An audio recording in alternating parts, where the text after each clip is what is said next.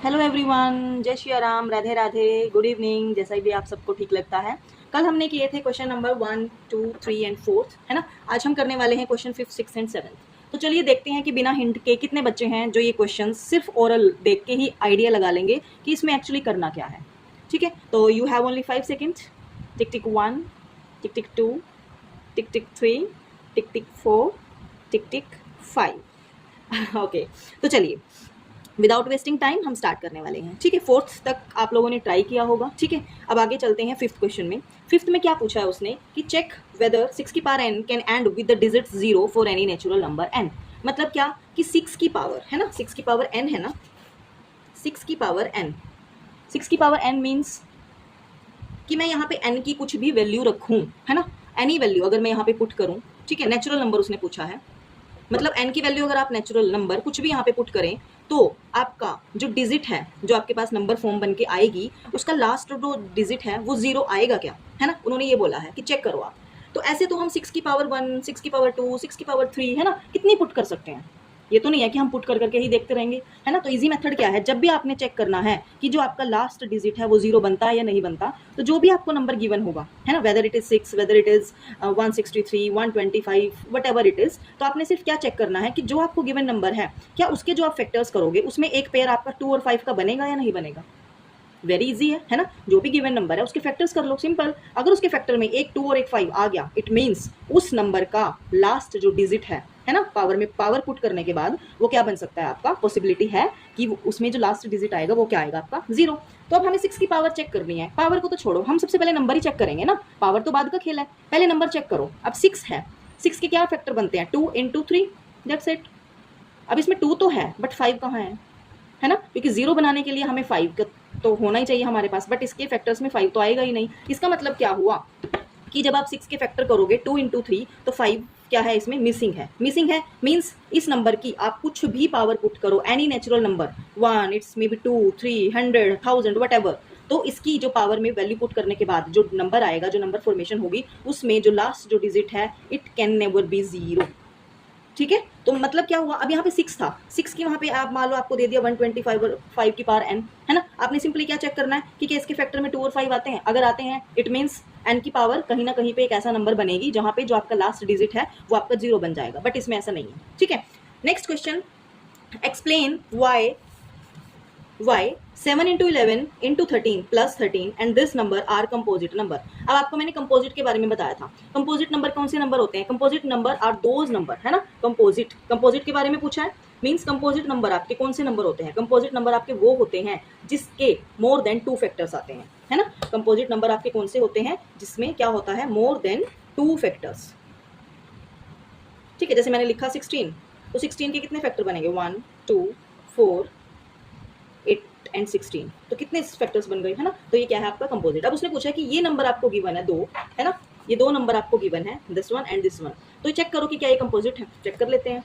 अब देख लो यहाँ पे फर्स्ट क्या आपके पास 7, ठीक है, यहाँ पे है आपके पास 7 इंटू 11 इंटू 13 प्लस 13, एक नंबर ये है। सेकेंड है आपके पास 7 into 6 into 5 into 4 into 3 into 2 into 1 plus 5।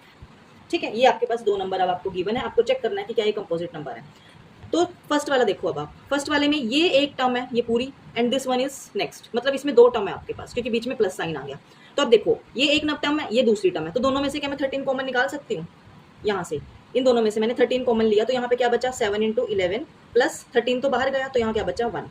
मतलब क्या हुआ, 2 नंबर में से आपके पास क्या एक नंबर कॉमन आ गया। ठीक है, नेक्स्ट ये पूरा एक नंबर है, ठीक है, और ये एक अलग नंबर है। तो देखो यहाँ पे भी 5 है, यहाँ पे भी 5, तो मैंने 5 कॉमन ले लिया, अंदर क्या बचेगा 7, 6, 4, 3, 2 इंटू 1 प्लस 5 था, तो यहाँ पे भी क्या बचा आपका 1 बचा। ठीक है, तो अब यहाँ से आपने क्या चीज़ ऑब्जर्व करी है, इन दोनों नंबरों में आपने क्या ऑब्जर्व करा। अब आपने यहाँ पे ये चीज़ ऑब्जर्व करी कि हमने तो ये पढ़ा हुआ है, इसमें क्या बताना है आपको, इसमें बताना है कि आर कंपोजिट नंबर, वाई, ये कंपोजिट नंबर क्यों है।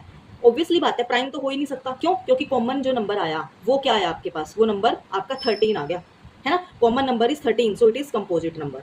क्यों, क्योंकि प्राइम नंबर में क्या होता है आपके पास, जो नंबर, जो अगर 2 नंबर आपके पास प्राइम नंबर है तो उसमें कुछ भी कॉमन नहीं आता सिवाय 1 के। मान लो मैंने लिखा आपके पास 3, है ना, और एक नंबर है 5, वो दोनों क्या है आपके पास प्राइम नंबर है, तो कॉमन क्या है इन दोनों में, कुछ भी नहीं है, 1 कॉमन है।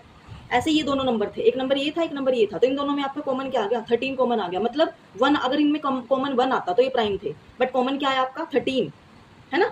1 के अलावा कुछ और नंबर कॉमन आ गया, तो ये क्या नंबर बन गया आपके, composite. And this one is also composite, क्यों, क्योंकि आपका जो कॉमन नंबर आया वो क्या आया आपका 5 आया, ठीक है। तो ये दोनों आपके कैसे नंबर हैं, कंपोजिट, वही उसने क्वेश्चन में हमसे पूछा था। Next, there is a circular path around a sport field. Sonia take 18 minutes to drive one round of the field, while Ravi takes 12 minutes for the same sport. They are both starts at same point at same time, ठीक है, and go in the same direction. After how many minutes will they meet again at the starting point? अब दो बच्चे हैं, है ना, दोनों को क्या करना है, दोनों ने क्या, एक सर्कुलर राउंड है ऐसे, ठीक है, यहाँ पे क्या करना है दोनों ने, 1 मिनट, ठीक है। देखिए अब उन्होंने क्या करना है, उन्होंने दोनों ने क्या करना है, एक सर्कुलर पाथ पे वो लोग क्या कर रहे हैं, मूव कर रहे हैं, ठीक है। मतलब अगर वो दोनों यहाँ से, अब कोई भी आप खुद सोच के चलो, कोई भी अगर ट्रैक पे हम लोग दौड़ते हैं, रेस लगाते हैं, तो सेम ही पॉइंट पे खड़े होते हैं ना दोनों, है ना। तो आपके जो दोनों बच्चे हैं वो यहाँ पे हैं, ठीक है। अब एक को तो लगा है आपके 18 मिनट, है ना, और दूसरे बच्चे को आपके लगेंगे कितने, 12 मिनट लग रहे हैं। तो उन्होंने बोला है कि ये कितने टाइम के बाद एक दूसरे को आपस में यहाँ पे टकराएंगे, है ना। तो कितना टाइम लेंगे दोनों, अब ऐसे केसेस में आपने निकालना है एलसीएम, ठीक है, सिंपल। 18 एंड 12 एलसीएम निकालो। आप कैसे निकालते हैं एलसीएम, मैंने आपको सिखाया हुआ है ना। जब आप इन दोनों का एलसीएम निकालेंगे तो इसका एलसीएम आएगा 36 मिनट, क्योंकि मिनट में ही हमारे पास ये दोनों टाइमिंग दी हुई है। तो इसका मतलब क्या हुआ, जब ये दोनों यहाँ पे ऐसे भागना स्टार्ट करेंगे, दौड़ना स्टार्ट करेंगे, तो एक टाइम ऐसा आएगा, है ना, जब ये यहाँ पे दोनों मिलेंगे, और वो टाइम कौन सा होगा, आफ्टर 36 मिनट्स, ठीक है। तो ये था आपका लास्ट क्वेश्चन इस एक्सरसाइज का। उसके बाद जो हम करेंगे वो हम अपनी करेंगे 1.2 एक्सरसाइज, वो मैं आपको कल वाली वीडियो में बिल्कुल कंप्लीट करवा दूंगी, ठीक है। आज हमारा ये वाला चैप्टर, ये वाली एक्सरसाइज कंप्लीट मैंने आपको करा दी है। इसके बाद भी अगर आपको किसी भी क्वेश्चन में कोई डाउट है तो आप मेरे को कमेंट सेक्शन में पूछ सकते हैं, है ना, मैं उसको ज़रूर से ज़रूर रिप्लाई करूँगी। और आपको मेरी वीडियोज़ अगर पसंद आ रही हैं तो प्लीज़ अपने फ्रेंड्स के साथ भी शेयर करना, लाइक ज़रूर करना, क्योंकि आप लोगों का मोटिवेशन मेरे लिए काफ़ी ज़रूरी है ना। क्योंकि आप लोग अगर लाइक और शेयर करते हो तो मेरे को मोटिवेशन मिलता है ना, और मैं कोशिश करूँगी कि इससे भी और अच्छे तरीके से मैं आपको कैसे करा सकती हूँ। तो आज के लिए इतना ही। Thank you, have a nice day, अपना ध्यान रखिए, बाय बाय।